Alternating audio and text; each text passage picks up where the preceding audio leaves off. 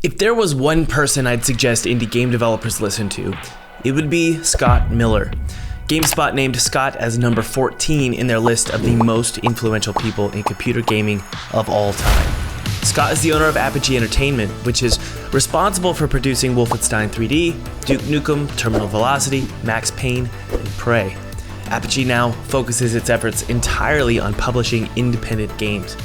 Scott and I are going to discuss why he dropped out of college to start an indie game studio before indie game development was cool, and how he built a multi-million-dollar portfolio of games we all cherish. And at the end of the podcast, we'll be doing a shotgun Q&A round with questions from you guys. All right, let's get started.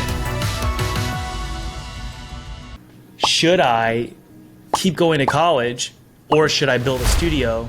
Because I just made 20 grand, that's sort of a proof of concept, but I just stuck with it through college and got a degree that I really hated. And I'm curious about your story because it's kind of like similar to mine, but you made a different decision. Yeah. So while I was going to college, I was making these games and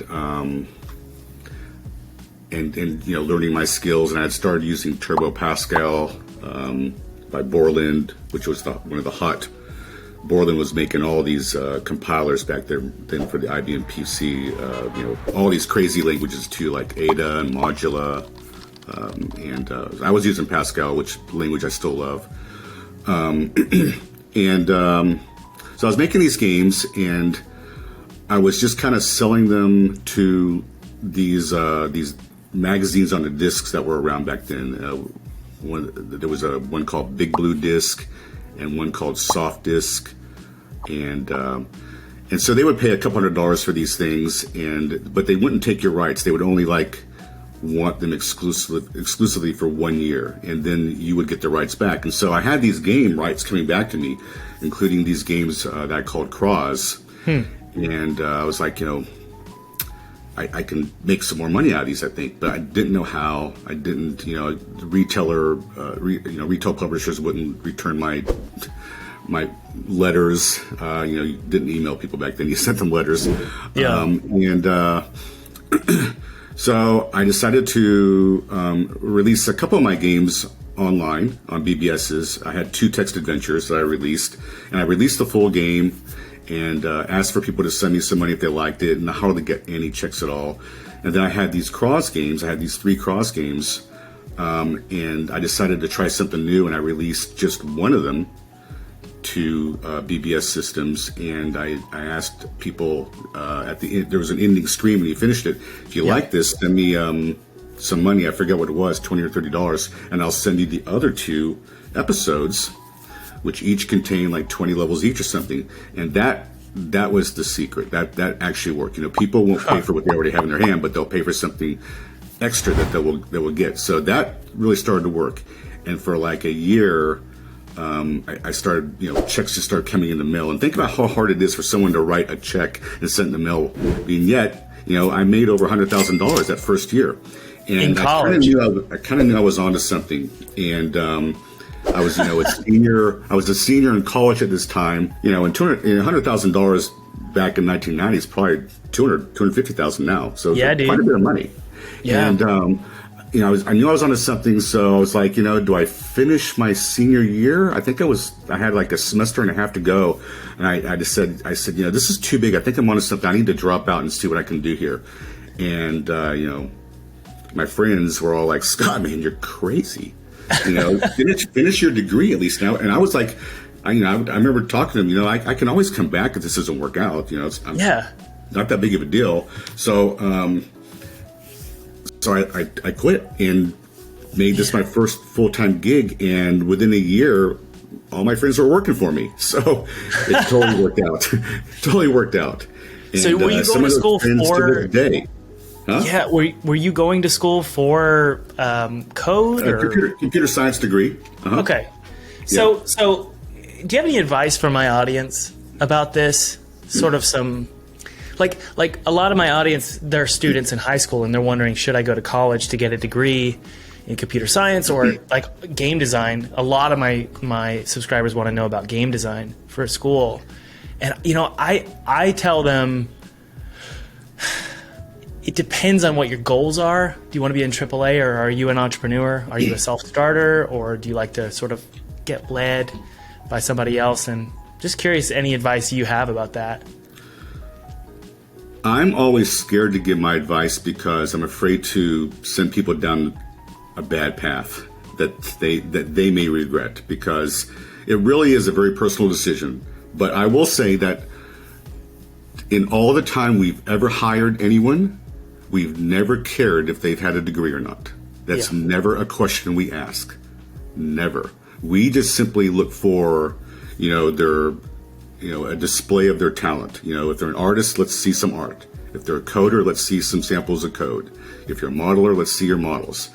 It never even occurs to me to ask, do you have a degree or not? Just doesn't even occur to me. So for a lot of studios, that's how it is. Now, like you said, for AAA studios and stuff, they may be more concerned, especially if you're going for, a more like marketing, for instance, stuff like that. I think, it's reasonable to expect to have a degree. But if you're a good coder, you're going to get hired. Yeah. Just based on, demos that you've put together that really display your talents. Right. Maybe if you're not a good coder, then you need to go to school and get that kind of training and build up your craft and so on. So it's a very, it's really, my advice is, it's not universal. You really have to weigh, the pros and cons for yourself. Okay. But I'm just saying, in our case, a degree doesn't matter at all. You just don't, you won't look at the degree. Like, you haven't even asked for. Never have even asked. Yeah. Never. Yeah, I mean, I tend to agree. Like, I have a small team. I just, anytime I get an email from somebody saying, hey, I want to work with you guys, I just say, where's the portfolio? That's really what I'm looking for. I just want to know if you're good or not. That's all I really care about. But I do wonder, is there is there a bubble? Is there a bubble of people, like a clique in the game industry, and you can only get in that clique if you go to a certain school? Because everybody says school is good for networking. I've talked to people who've gone to college for game design, like Full Sail, for example, and they've told me it's really good because you get connections and then you get plugged into the industry. What do you think about that? Yeah, I don't have any experience with that, but I can see that's that's probably true. Networking is always valuable in this industry. Whether you're doing it, in mod groups or whatever, or wherever. You got to be noticed by someone, or you need to find people to help you with your dream. Either way, you need to be networked.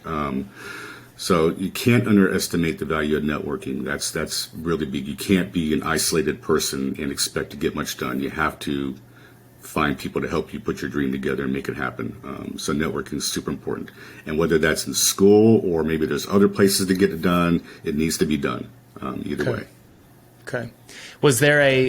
How did you network? Considering you dropped out of college, you started your studio. Sure. How did that networking happen? Were you in a city where there was a lot of developers, or? No, I used online.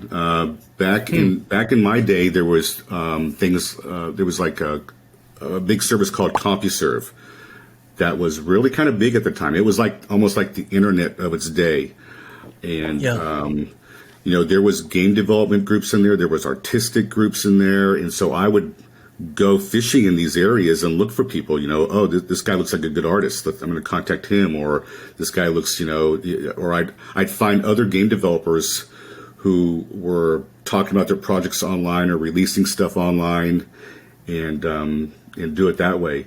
In the case of id Software, we had both, their company, specifically, John Romero had released a game on soft disk, and I had released a game on soft disk. I think Romero and John Romero and John Carmack and Tom Hall, they were actually all working at soft disk at the time, and I was just an outside, person submitting a game that they paid money to use, and so. I was aware of them releasing games on soft disk, and I saw that they were very sort of appropriate for the shareware model. Releasing one episode and then having people pay for follow-up episodes. So I reached out to John Romero and got that connection going right at the perfect time, because they had just created their pixel perfect scrolling engine that the original Commander Keen was made with. And it was, when they sent me a demo of that, it blew me away, because I didn't think the PC could do something like that. Yeah. Basically, it turned a PC into a console with that smooth scrolling technique. And John Carmack had figured out some sort of very genius hack to make that work. And and I remember even talking to them saying, hey, you guys are making the kind of games that, if we put them into shareware, they could do really well. Initially, they were in complete disbelief that would work. And they said, we can make your game, but you need to put some money into this so that, it's not a total bust for us, basically. So I forget if I sent them $2,000 or $4,000, but I sent them a hunk of money, and they took 2 months to make this game, and we released it on December 10th, 1990, and like overnight it just exploded. That's so cool. Were at that point, I had set up a phone number too to my house, and it was just like going off the hook. That's crazy. And so, like when they got their first check, they were like, "Oh my God, yes, shareware works," and they wanted to quit soft disk and just completely be a separate company and make games for shareware. Okay, so before we move into the shareware discussion, because this isn't in my notes, but I want to talk about it and figure out the business model. In conclusion, regarding the whole networking thing, it sounds like to me that, what I like teach my students, or what I talk about on my channel, is I say like networking is purely digital for me. It's just I don't really like trade shows that much, or like conferences. I go to them sometimes, but I don't enjoy them. But like the primary contacts are just email, just emailing people, getting to know people with text digitally, or Discord, right? It sounds like it was the same for you. What was it, the 90s, Exactly early 90s? Same. Exactly the same. Like for instance, like I said, this thing called CompuServe. There was another one called Genie. AOL was getting going back then. They all had areas where game developers would hang out, and so artists cool. would hang out and stuff. So just like on Discord now, there's all these different servers and groups that people have set up. It was the same back then. But older technology, but it was really the same. Yeah. That's crazy. I honestly, I was expecting you to say that you, like, because I always assumed in the 90s you had to be in the cool city to make games, but it doesn't sound like it was the case. That's just really interesting. Not at all. No. Huh. We didn't meet anyone within Dallas. What about now? Is it a gaming city now, or a game development city, or anything? Yeah, but once again, we don't look for anyone particularly in Dallas. All the development teams that we've signed up, about a dozen of them, are all outside of Dallas. In fact, I don't think there's even any within Texas. We're signing up with groups that are in Spain, Canada, New Zealand. Just all around the world. We don't care where you're at. If you're making something cool, we'll work with you. And that was the same in the 90s? Same in the 90s. Like Remedy was based in Finland. Sure. Yeah. Wasn't Rareware was in Europe, right? Or yeah. They were UK, I think. Yeah. That's just crazy to me. So in conclusion, concluding the college question is, it sounds like school doesn't really matter in terms of getting hired. Like the school doesn't matter, and your location doesn't even matter. It's just the portfolio. Portfolio is king. Yeah, location even more now than ever doesn't matter, because thanks to, I don't want to say thanks to COVID, but because of COVID, right. Work at home has become way more standardized. Yeah. Way more acceptable. Yeah. Well, let's talk about you building your, I wrote empire. I don't know if you would consider it an empire. No. But let's talk about building your empire. And this is more of like a conversational question, so it might be a lengthy answer. I just want you to tell me about the journey from going all the way from like dropping out of college all the way to multimillionaire. I don't know if you're okay with me saying that on the podcast. I don't know. But very wealthy individual who's responsible for all these IPs. Wolfenstein 3D, Raptor, Call of Shadows, Max Payne, Duke Nukem, and Prey. What was the journey like to just becoming this successful? I mean, what was happening, I'm not much of a retrospective kind of a guy or a guy who thinks about the past. What was happening, it was just a fun ride. It was just like, wow, and I have to say, honestly, there was a lot of luck involved. Obviously, teaming up with id Software, I mean, how lucky can you be? I mean, that was it. Also, I had discovered a programmer whose name was Todd Repogel, who had a couple of, his first game that, just so people know, he went on to be the lead guy on Duke 3D, and he and I created the Duke Nukem character together. But before all that, he was doing this little text scrolling game called Caves of Thor, and then we worked on some other little CGA games like Monuments of Mars, and just some very low-end games. Then we worked on, finally, I think his fourth or fifth game was the Duke Nukem platformer game. And that just completely exploded as a platformer. That did about half as well, believe it or not, as Wolfenstein 3D did. It was just an amazing success, way bigger than the Commander Keen games were for us.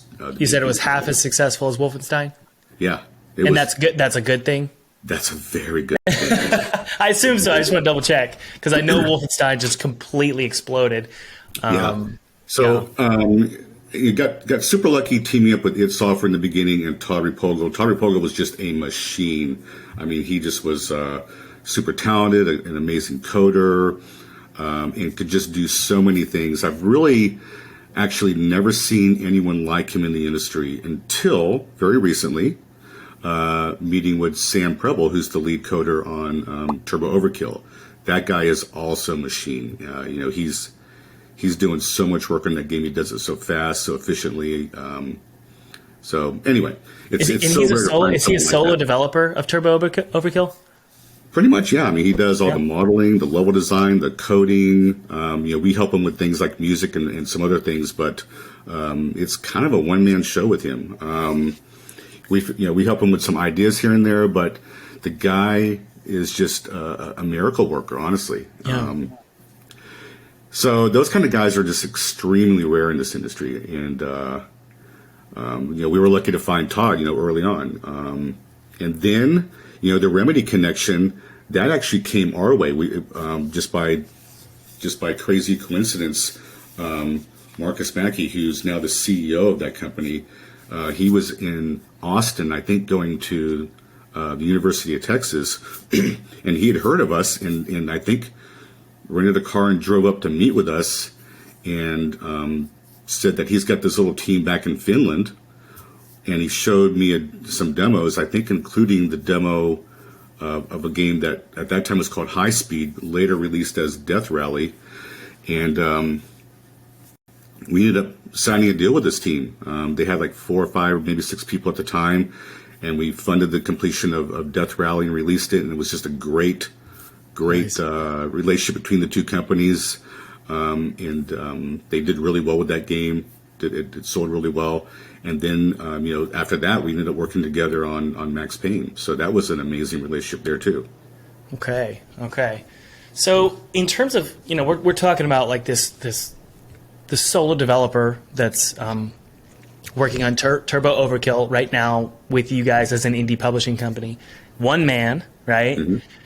How does that compare to the team sizes for games like Wolfenstein 3D or Max Payne?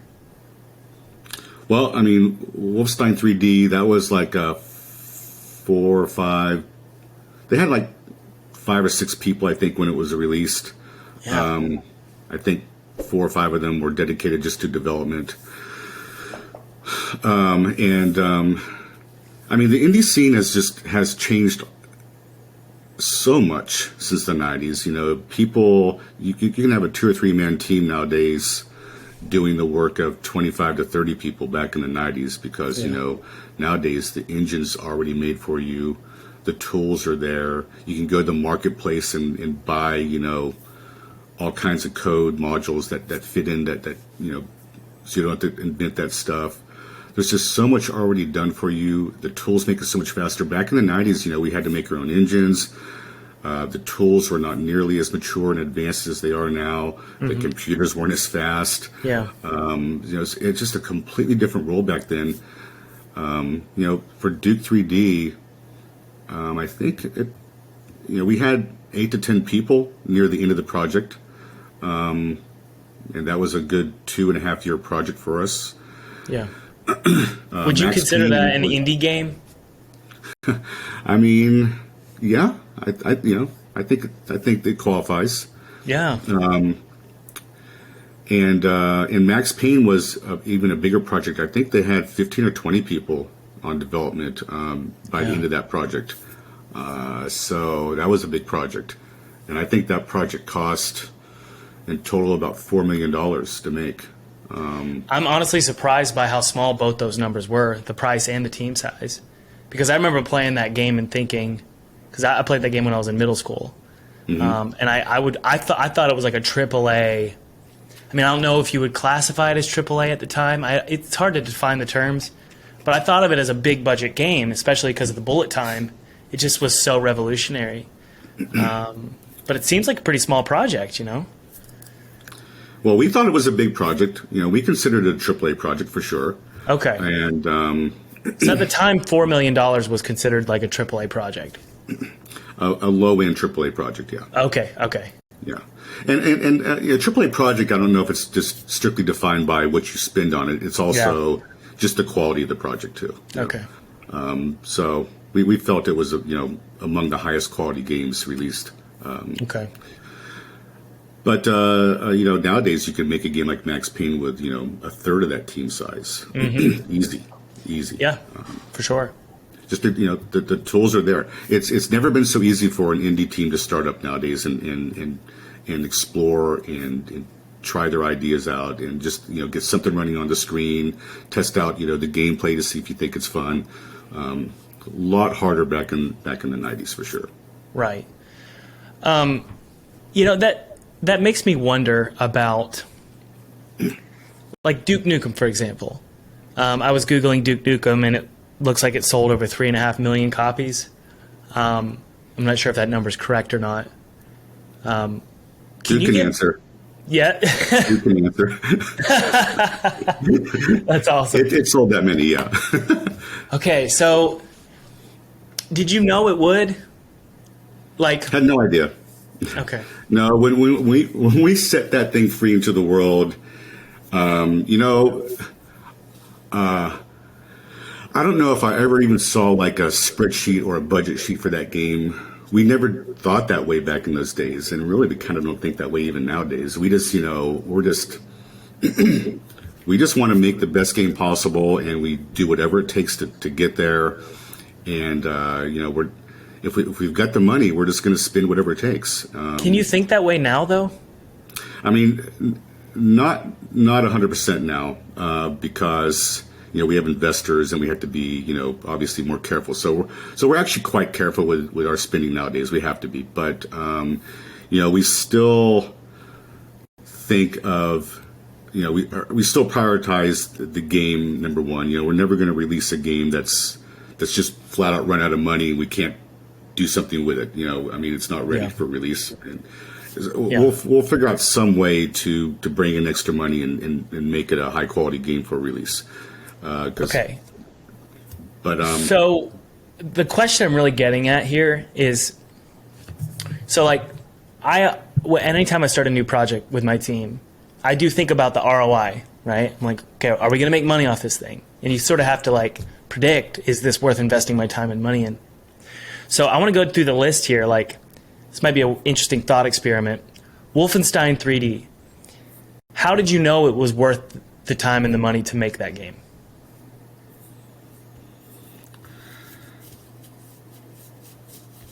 Did you just do it because you wanted to, or because you knew it was going to pay off?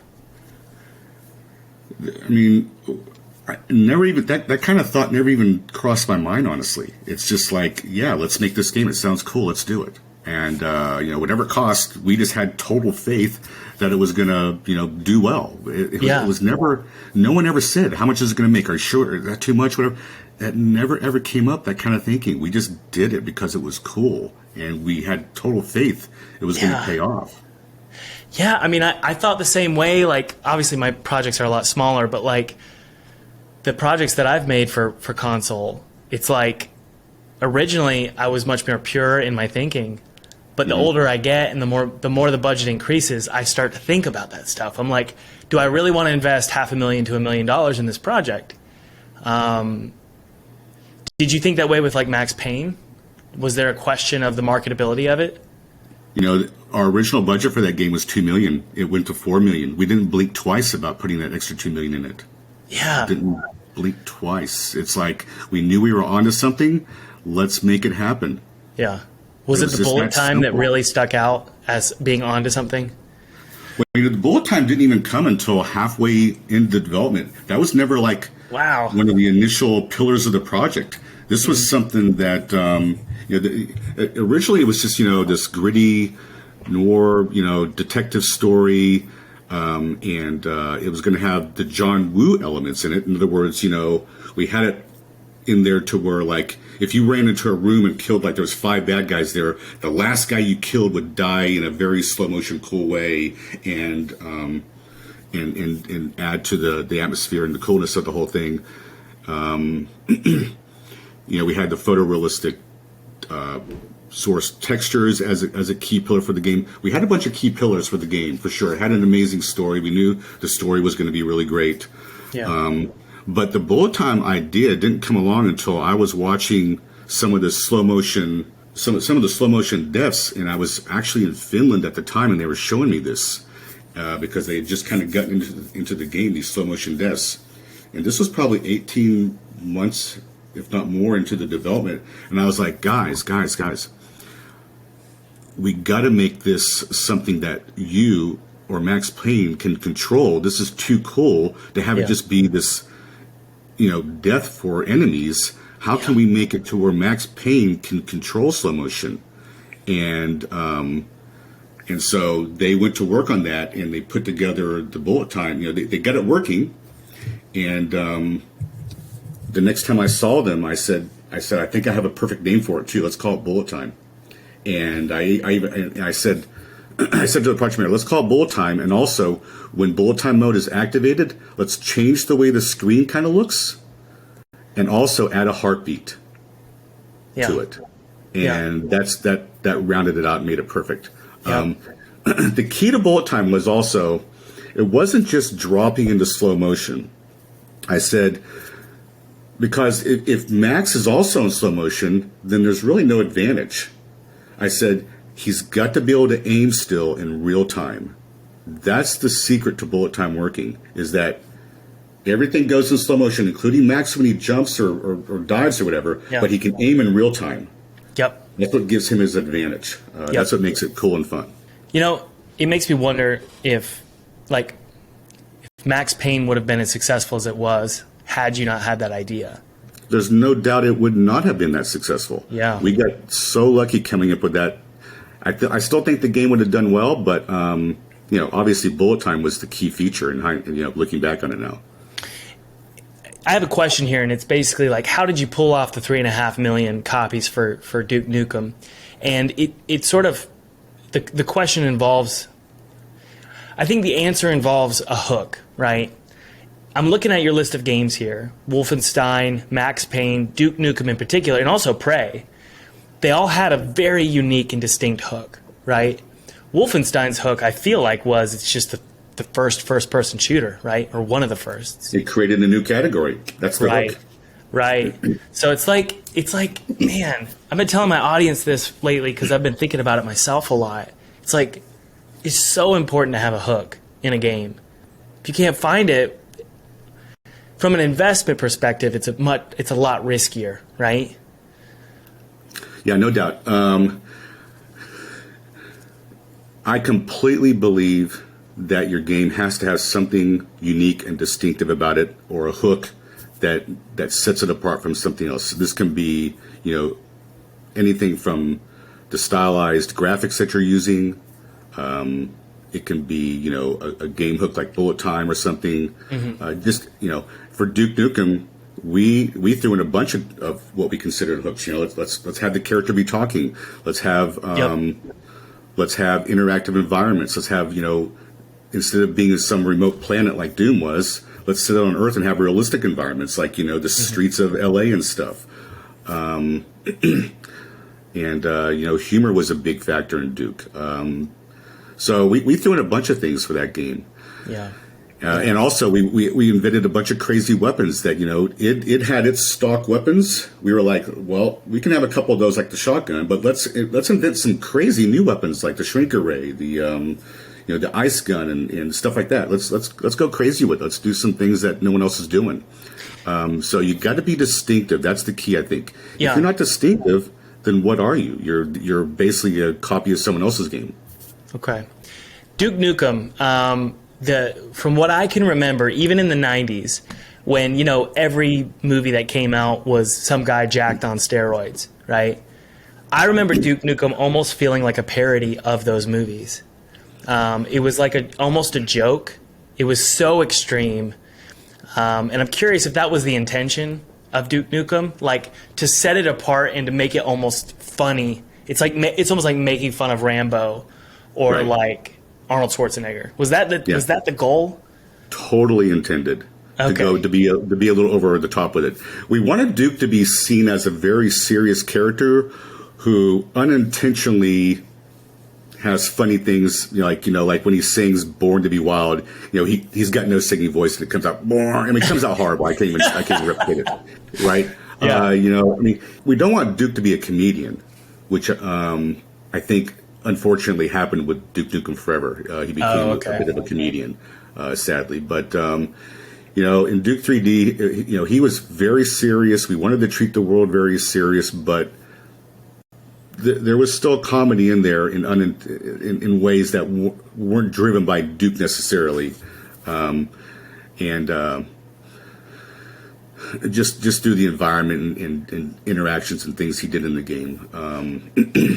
And I still think one of the funniest scenes in any video game is when Duke, I think in episode 2, he faces off with the boss and says something like, when I'm done with you, I'm going to rip off your head and shit down your neck. and when I heard that line, we would develop that. I was telling the people, I said, we need to actually have Duke do this, and they were like, really?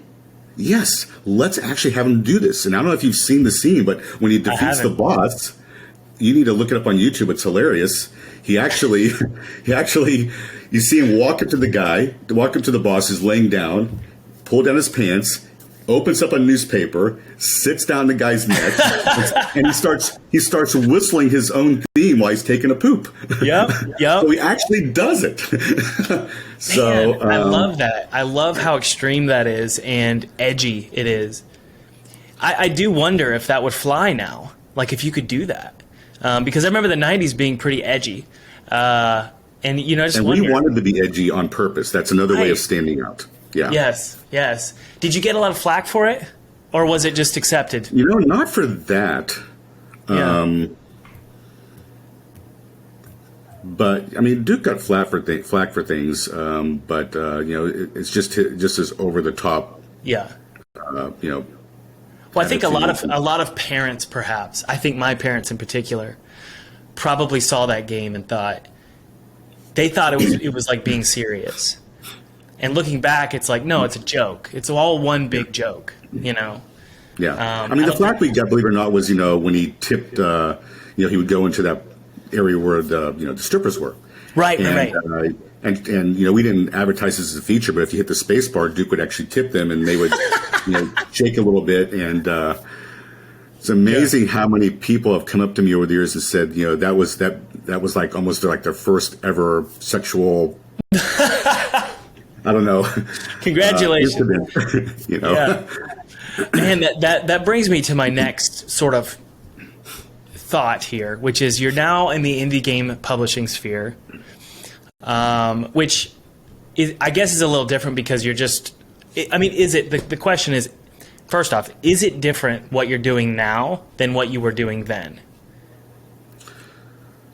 Probably not. I mean, it's the same thing. We're still beating the bushes, trying to find people that we can work with. Although right now we're kind of at a point where I'm not sure we can really take on too many more projects until next year.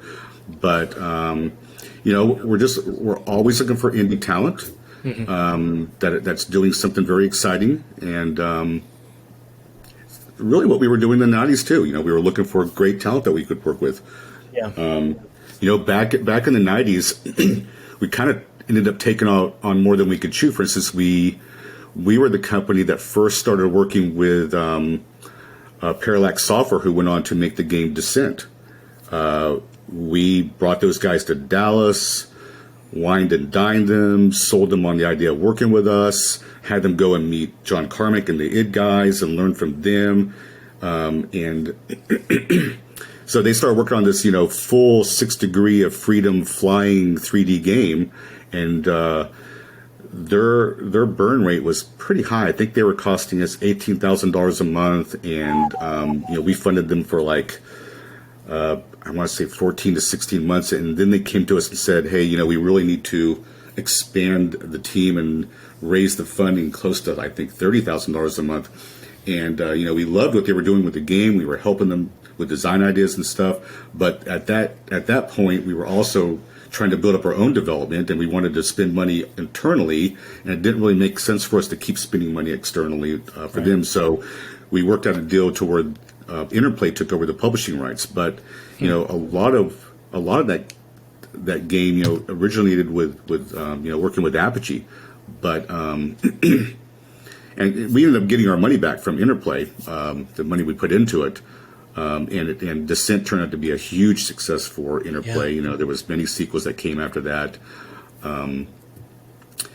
And another game that kind of fell on that same boat was the game Blood. That was also a project that was under our roof using the same engine that Duke Nukem 3D and Shadow Warrior was using, the build engine. Yeah. And we ended up selling the rights to Monolith during the development of that game after we had been involved with it for about a year. Yeah. So these are just examples of, we just had too much on our plate at the time, and we had to offload some stuff. Yeah. But when was this? When did you feel like you had too much on your plate? I mean, this was like the mid-'90s. Okay. Yeah. So you're working with the very talented developers. And by the way, guys, Apogee's link is below. You guys should check out the projects they're working on.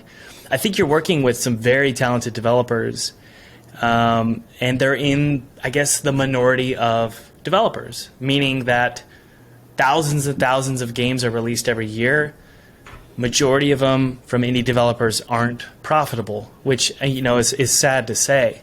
And I think a lot of effort is put into making games that don't, well, back to what we were talking about earlier, which is it doesn't return their investment, their time investment or their financial investment. So I've been wanting to ask you, why do you feel like the majority of indie game developers out there fail to create a monetarily profitable indie game? And how can they make it profitable? How can they stand out? Well, I mean, the cold truth is not every game can be profitable. The market has got a lot of games right now, so not everyone can make money. It's like in the movie industry, not every movie makes money. In the TV industry, not every TV show is making money. There's TV shows canceled all the time. So it's just a tough competitive business, and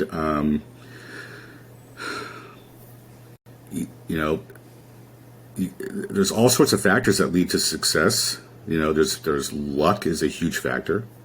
There's persistence. There's talent. There's networking. There's putting together the right team. There's all these different factors. And I think probably with most, and then also, you got to come up with a great idea. You got to be unique with that idea. It's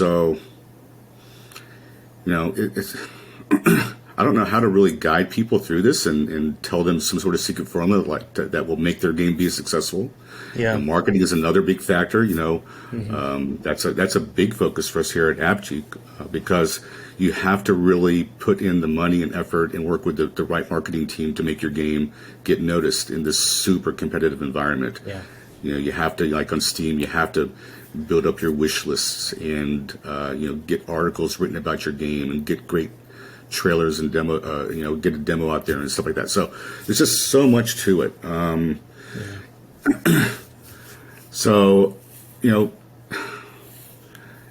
and sometimes you got to have some swings and misses before you make your hit also. So, in my case, I made a lot of games before I made anything that was successful. You got to be willing to go through that learning curve and growth curve and all that kind of stuff, and maybe find new partners if your current partners aren't working out.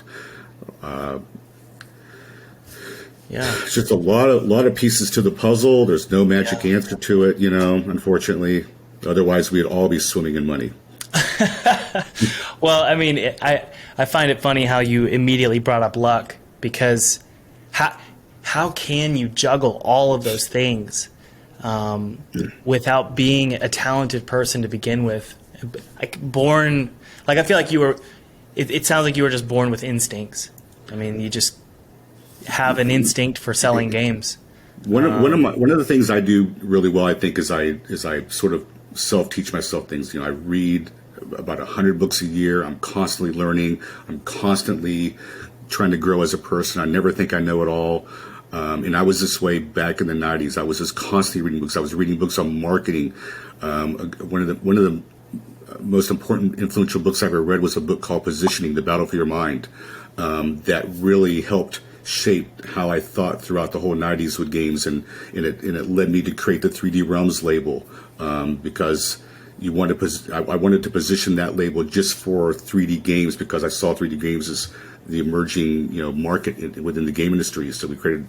Anyway, you just have to always be learning, willing to listen to other people who may have good advice for you, and just always be in a growth mindset, always improving your talents. You can never rest in this industry, because other people will pass you by if you do. Yeah, but that was fun for you, right? Like, it's a joy to do all that. Yeah. I have, I guess, maybe a workaholic's personality. Yeah. I remember many nights working on my text adventure games, my very first big games, called Beyond the Titanic, another one called Supernova. Many nights on weekends working on these games while my friends are out, doing something fun. Hey, Scott, come join us. Well, I need to do this tonight. So I gave You're too up, busy making $200,000. But back then I wasn't making that kind of money. I was working at a local college in their computer department. Oh, okay. So that was before you made the $100,000. Yeah, while I was going to school. Yeah, I was working in the computer lab. Yeah. Probably making $15,000 a year or something. So, I mean, dude, that was the same for me in college. I spent the majority of my time in the library. I would go to the most antisocial spot of the library, all the way to the basement, and I would open up my laptop and work on games and build my studio there. And it comes down to, like, I from what I can sort of, the theme of what you've said here is like humility, but also it's not work, it's play, right? You just like reading books and learning how to make games and asking for advice. That's just fun for you, right? Yeah. I mean, I wish back then YouTube would have existed and I could have watched your videos, because I probably would have learned a lot. Back then that didn't exist. So I was just reading my books and everything I could, business books, marketing books, you name it, and also playing a lot of games, because you can learn a lot by playing other people's games too. You can learn what's working with these games, what's not working. As my two boys were growing up, and I was always thinking maybe they'll get into this to my industry, at some point. When they were like, young teenagers, and they would play some game, I would say, now, tell me 3 things you liked about that game and 3 things you didn't like. And then they would come with some things. Then I would say, now tell me 3 things that you could improve with that game. Like, what would you do to make that game even better? And that really got them thinking, trying to get them in that mindset. And they actually kind of got good at it. Now, they never followed a career path into the game industry. They went on to other things, but that's just a good exercise for everyone, I think, that wants to be in the game industry. Any game you play, think about, the 3 things that you didn't like, and come up with some things that you can think of that would make that game even better. You know, always be thinking like that. Make that your standard mindset. Well, you know, I find it interesting that you mentioned playing games because you didn't really, you decided to not continue to move into bigger and bigger and bigger and bigger AAA games. You're sort of scaling. It feels like you're scaling back. Is that because you like indie games? Do you enjoy playing indie games, smaller games?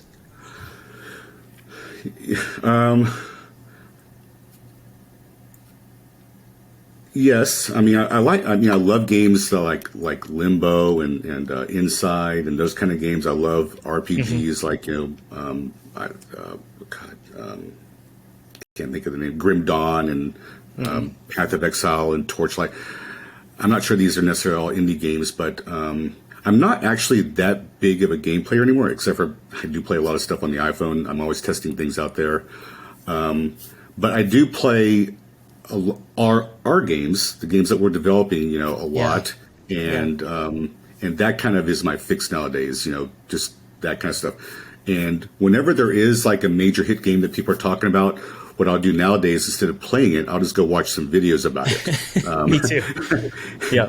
You can learn a lot, believe it or not, from the videos. I find that console games now are actually too complicated for me. And, same here. I haven't played a console game in a long time.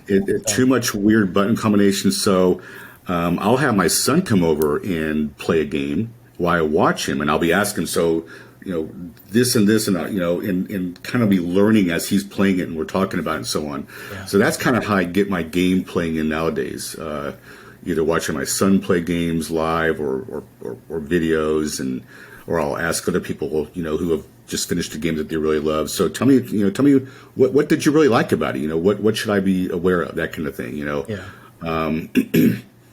So yeah. That's kind of how I do it nowadays. I just don't really have time anymore, even though I would love to get in and play a game that's going to suck up a lot of my time because I feel like I could be using my time for work. I know. I have 2 toddlers, so I can't find the time. And I feel old. I'm 32. I feel old, like I'm like really struggling to understand even old games like Roblox and yeah, that one in particular, I'm like, what is this game? Like, what? I haven't even played it. I haven't touched it. But it's cool that you're playing all these indie games that in your current sort of roster of games. Mm-hmm. The last question related to these indie games, in your, you've probably been able to hang out with these indie game developers, right, and get to know them. Mm-hmm. If there's one piece of advice you wanted to give to my audience, just one piece of advice, you can only pick one. The most important thing that you feel like an indie game developer needs to have, what would it be? I don't know. I kind of want to say, your support, as a publisher, coming from a publisher's perspective, we just want to support them and make sure they get to make their dream game. I don't know how else to answer that question. What about a skill set or a mindset? Skill set? Oh, I see. You got to be a team player, I guess. You got to be willing to, not try and be the boss of everything. Listen to other people's ideas. Be very cooperative with your team, and you can't always try and be the head dog. You gotta listen to your team and you got to accept, I always tell people that, I take a very Darwinian approach to ideas. I just always want the best idea to win. I don't care whose idea it is. Yep. If your idea is better than mine, boom, we're going to use your idea because I just want the best idea. I don't take any ownership of my ideas at all. Sometimes my ideas are the best, sometimes they're not. So whoever's got the best idea wins. So, and that's how it is. I'll pitch ideas to some of the teams we're working with. And they may say, "Oh, well, we're thinking about maybe doing it this way." Oh, okay, that's great, perfect. Let's do it that way. Never try and own your idea to death. You're always going to have the best idea. So I think that the teams that we're working with now that have the smoothest running, oiled up engine are the teams that are really just embracing ideas from their whole team and just going forward with it. If you're some team leaders though, they just think that all of their ideas are hung from the moon, and they'll probably make a great game, but will it be the best game? Will they be missing out on some ideas that might have made it better? Probably, but anyway. So I just always try and encourage our teams to really be open-minded about things. Yep. So there's a humility there, like just having the humility to, even if you are leading a team, it doesn't mean you're the boss, and it doesn't mean you have to be a jackass about it. A good leader is going to take ideas, right? And if you're always in your ivory tower handing out, every idea, and the other team doesn't get to contribute, you're actually going to turn your team against you at some point. I've seen that happen many times. Okay, that's really good advice. I like that, and I'm learning that right now, because I was a solo developer for a good 5 years, and I'm learning how to be a team player. And I wasn't born that way, but I've seen the value in it. I have a team member, a 3D artist. His name is Felipe. Just so brilliant, so smart, and I've just found that when I listen and just wait for the idea to manifest, just listen to the idea, it's like, man, like I'm so glad you thought of that. And it's like one idea he recently had that we're implementing during our live streams. And if you want to come hang out, you can. One of the new ideas is like, it's one where I'm like, this is going to be like the beginning of the trailer. This one little thing that you came up with.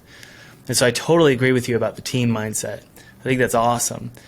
Yeah. But that brings me to a really important question, which is a lot of my, and we'll move into the shotgun round, where I'm going to ask some questions that my audience has written down on my YouTube community tab.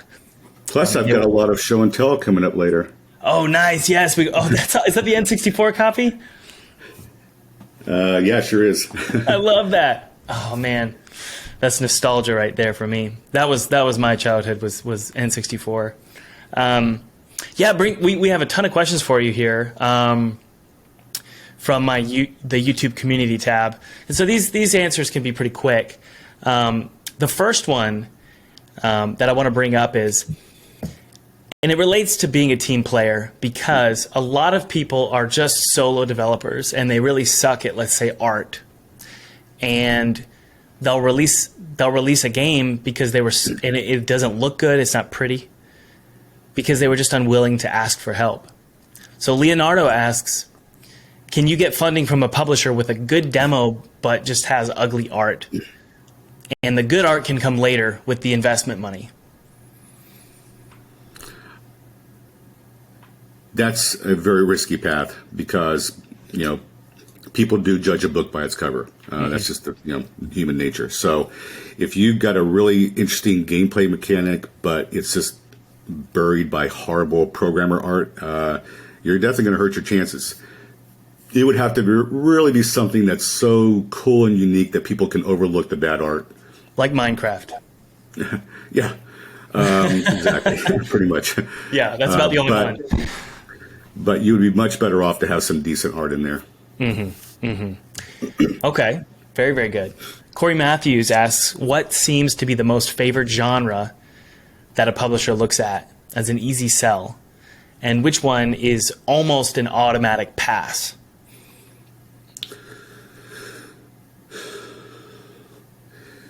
I saw somewhere on Steam where someone had released a list of like what genres were selling the best and stuff, and it's like a lot of genres that have like farming, crafting, all that kind of survival stuff, exploring. That seems to be really popular. But I don't really want to pay attention to that kind of thing, because I don't want to chase what's currently popular necessarily.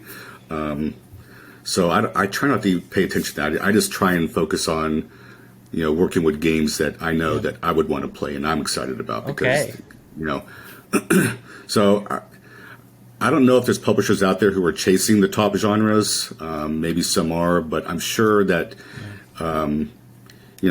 everything's, comes around in cycles also. So, if you're working on a game that might not be in the top 20 of what the popular genres are, that might actually be a market opportunity for you to really kind of put a new twist on it and say, look what I'm doing here. Like, let's say it's an RTS game, which you don't see, too much of, real-time strategy. Let's say you have a new twist on that, and you're building a great little demo that you can show to someone. You're probably going to get some interest. Yeah. I know that Apogee would be interested. We're always more interested, in fact, in areas or games that are tackling something that maybe has been forgotten in the last 10 years, and a new area like that. So in a way, you're a nostalgia brand. No. We're just looking for opportunities,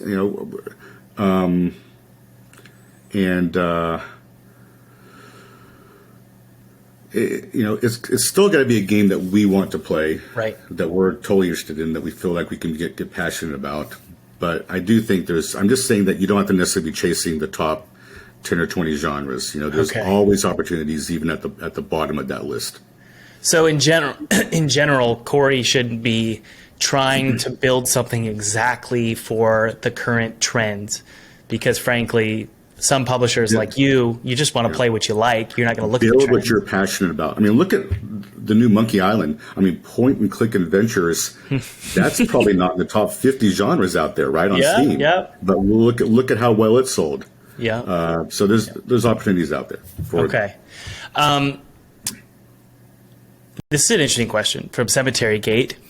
Is it more exciting or nerve-wracking to take a risk and produce a game outside of your comfort zone? So for you personally, is it more exciting or nerve-wracking to take on more than you can handle? Well, I never really get nervous. I'm not really sure I understand the question. Does this mean taking on a game that I'm not necessarily excited about playing when it's released? Or I think what he's saying is, I know there was one game that you guys eventually sold and you didn't want to handle anymore, right? What was that game called?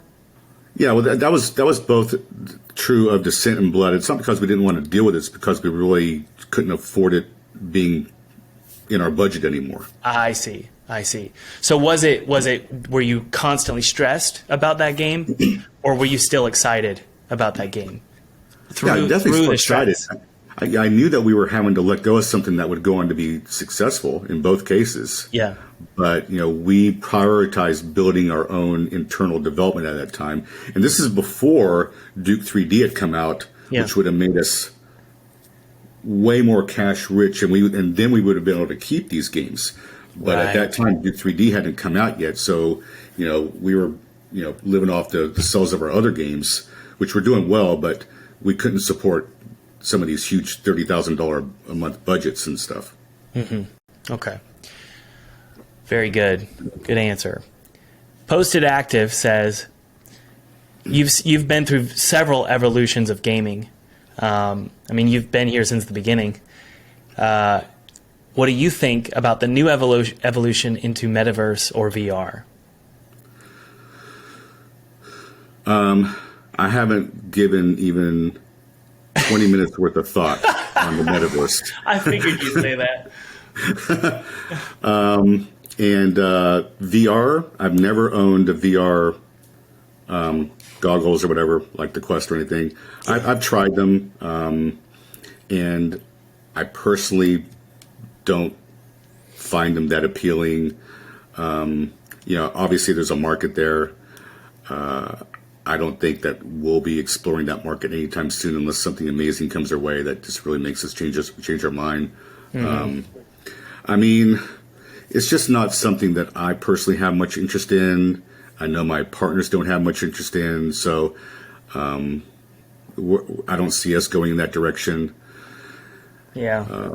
And I think that the metaverse, I think we're probably years away from that kind of proving itself or not. Yeah. So I'm not going to worry about that in the least right now. Yeah. We're not going to chase these sort of future trends Okay. If they develop and become something, then we'll look into it. I see. Okay, last question here. There was a lot, but this is the last one I've decided to choose. So something that like my audience really struggles with, because I can just read the comments and I could see that this is a big struggle. They struggle following through with projects, and they'll quit something. So they'll start something, and then they'll quit it. Right? This is more often the norm than this is more normal than it is unique to be able to just constantly quit projects, right? Was there ever a time where you wanted to quit one of your projects that you were working on? And what were you able to do to continue to move forward with the project? Well, back when I was making just all my solo games using Turbo Pascal, these games would sometimes only take a week to make. My adventure games were my big games, and they took probably 5 or 6 months each to make. My first Cross game only took maybe 2 months to make. So I never really had projects that dragged on so long I was starting to get bored or anything. And then, once we started working with external developers, like id Software, they were the ones making the project. So I don't know that really applies to me. Some of our games that we're working with now, they're going to go on for 2+ years of development before they're released. And we check in on these games pretty much daily. We have a private Discord area and stuff. You know about it because you've been there. Yep. And but it's never boring or anything. Maybe for the developers themselves, we're always making sure that they're still staying passionate about it. Yeah. And this is like one of the important things when we look to bring on a team that we want to work with. One of the important things that we look for, not just talent, but dedication and passion for your project. That's super important, because if you don't have that, then you might get bored. You might give up at some point. You might not put your best effort into it. Yeah. And, if there's one thing that we want, if you're making a game, anyone's making a game, you got to put your best effort into it if you want to, have any chance to succeed. So that's a very important thing.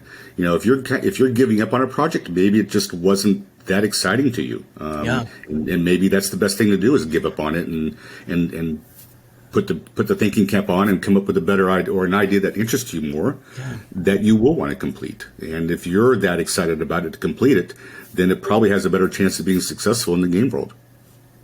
It definitely links to the previous question, because, chasing trends is probably what most of us aren't passionate about, right? Yeah. And if you're just trying to make money, you're probably going to quit the project, So what I say is, if it makes your heart beat faster, just a little bit faster, when you think about a concept for your game, that's the one you choose, right?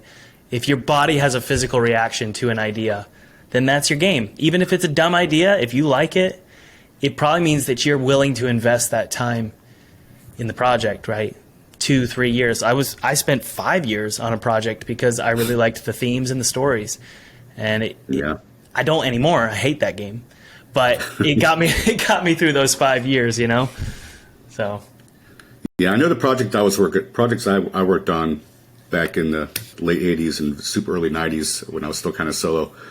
I couldn't wait to get off work or come home from school and fire up my IBM PC and push in my little floppy disk and get that program loaded up. And because I'd probably been thinking about some ideas while I was at work, I need to get those in the game now. And I was always super excited about it. Good.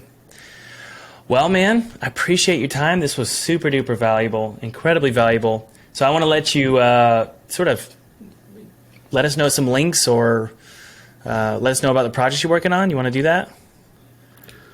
People can just go to our website, but I got a couple little show and tell things here. Let's do that. Flash up real quickly here. These are some rare items. This is a Duke Nukem statue that we had. I think there was 900 of these made. Can you put it closer to the camera? Just a little bit. I want to see how. Oh, that's so cool. Oh man, I love that. It's actually really kind of detailed. Yeah. And it has like this isn't one of the low numbers, but when did that come out? I think it came out in 97 or 98. Yeah. So I got a couple of game boxes here. This one. Okay, so you guys worked on that one too. So you did. That was Zero, Duke Nukem Zero. Yeah, Duke. Yeah, this is Duke 64 and Duke Nukem Zero. Gotcha. Then we have Manhattan Project here, which was on the PC. It was a side-scrolling game. Yeah, that's the one me and my brothers played. I actually love this game. To me, it's my second favorite Duke game after Duke 3D. And here's the Duke 3D box. Yeah. We have the side-scrolling one, my parents told me to stop playing, so I didn't get to play much. But that's super cool. Wow. So with I these love that boxes cover here, art. Yeah, the cover art's outstanding. So cool. So badass. So that's that. Also have the Atomic Edition box here, which was very sort of shiny. That's very shiny. Yeah, pretty cool. Yeah. Then got our Prey box. Nice. Good. Let's see. I got Max Payne box. Yep. And we were working with Take-Two Interactive on this, and they hated that I wanted this quote on the front of the box. They said it ruined the whole look. But I said it's going to stay. What's it say? I mean, it says something really good. It says defiantly original. I mean, just soaked in style. It's like one of the best quotes any game's ever gotten. It's like, and I felt like that's going to sell the damn game. We need it on the front of the box. That's funny. You know, a bunch of more quotes. So back when we did flaps on boxes. Yep. Oh, I remember it. I miss it. I miss it a lot. And what's weird, I wrote almost. I wrote all the text on these boxes and picked all the quotes. And I can't believe, looking back now, that I put the bullet time feature as the bottom feature down here. Right. Maybe did you not even know at the time that was the hook? I mean, I thought all these things were good hooks. Yeah, But yeah, it's weird how I put, we should have been like saying, includes this new bullet time feature or something. Yep, but, right at the front. Yeah. But yeah. Anyway, that's all my show and tell. That's so cool, man. That's so cool. And it gives me a lot of nostalgia vibes for sure. I miss that era. And I think you could still get, physical. I got physical copies of my games on the wall here, but it's more rare than anything. So I miss those days. I really do. And that's something that I'm doing with my games is like they have a classic feel to them. And I don't know, back to what you were saying earlier, it's like I don't know if I'm going to chase trends either. I just really enjoy old school games, and that's what I'm going to focus my energy on. Yeah, the whole retro FPS thing, that's something that I think started with Dusk. Mm-hmm. And I remember seeing Dusk like a year and a half before it was released. Dave Oshry and the designer, David, I can't remember his last name. Yep. They were at QuakeCon here in Dallas. And I remember seeing that on the screen and going, wow, that game looks like it was made from, the 90s. And I said, Dave, you're doing that on purpose? Yep. And I think that was New Blood, right? New Blood introduced me to you, I believe. Yeah, it was New Blood. Yep. And boy, they so knocked it out of the park with that game and really created the whole retro shooter genre that were, that so many games now are entering that area. It just really kind of shows that it's not about graphics. Graphics are no longer the thing. It's got to be gameplay and just the fun factor, the pure fun factor of it. People are fine with that. Going back to like Minecraft and probably some other games before that. It doesn't have to. Nowadays, you don't have to chase the best graphics. As long as your gameplay's there. Well, it's from my perspective. If people only cared about profitability, like they shouldn't, but if that's all they cared about, if indie game developers only cared about profitability, if it were me, I would focus on making my game streamable. Meaning it's highly dynamic, cooking, crafting, exploring, creativity. That's what I would really focus my energy on. And you can see the games that are the most popular, those are the games, right? Yeah. So games that are streamable, like basically like video games. This is why I think the metaverse is inevitable, frankly. It's because so the social aspect of a game is like directly linked to social media, right? So like video games and social media are slowly blending together. Personally, I don't like it because I like linear games. I like story games. Yeah. But it seems like that's just the direction we're moving. But the beauty of it is there is room for every type of game at this point. So yeah, that's why I'm making line. classic games. Yeah, that's the bottom line. Is that retro games aren't going to ever go anywhere. Really, all the genres are going to survive it in some form or fashion. There's always a way to revive them at some point. Give them a new twist in some way. Pursue your passion. That's right. I'll agree to that, and that's a great note to end on. Dude, Scott, thanks for taking the time, man. And by the way, guys, there is a link below to Apogee's portfolio. Check out the games that their indie developers are working on. Really cool games, so I highly suggest everybody take a look at the link below.